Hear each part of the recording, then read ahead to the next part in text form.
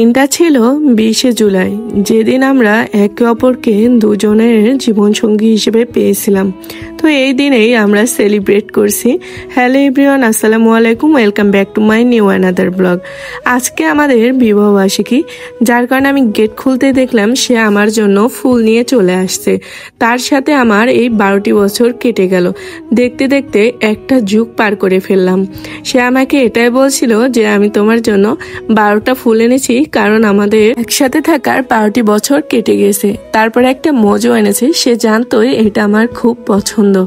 তারপরও তার হাতে দেখলাম আরেকটা প্যাকেট। পরে সে বলতে লাগলো যে তোমার জন্য গিফট আছে, তুমি তাড়াতাড়ি রেডি হয়ে নাও। আমি আর রুষা সুন্দর করে রেডি হয়ে নিয়েছি। রুষা তো একদমই একা একা সাজা শিখে গেছে, সব সময় তার মেকআপ করতে পারলে একদমই ভালো হয়। আমি অনেক বকাবকি করি, তারপরও সে এটাই করতে থাকে।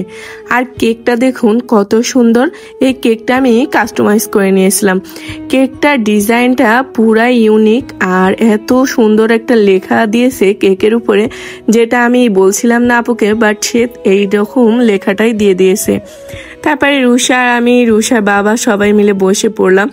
এখন কেকটা কাটার পালা। আর আপনারা এই ধরনের কেক পেতে চাইলে অবশ্যই চৌগাছা ফুড কর্নার পেজে নক করবেন। আপুর কাছে আপনারা নিজেদের পছন্দ অনুযায়ী কেক অর্ডার করতে পারবেন।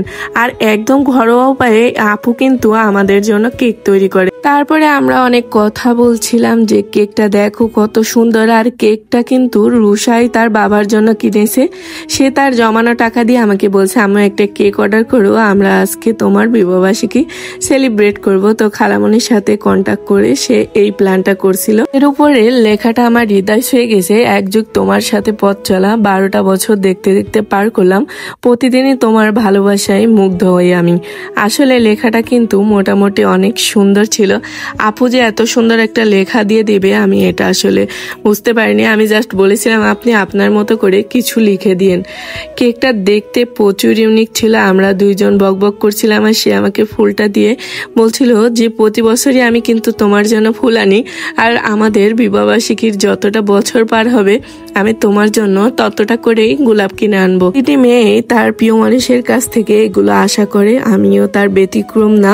আসলে এগুলো মন থেকে একদমই ভালোবাসা চলে আসে। তারপরে আমরা তিনজন মিলে কেকটা কাটা শুরু করলাম।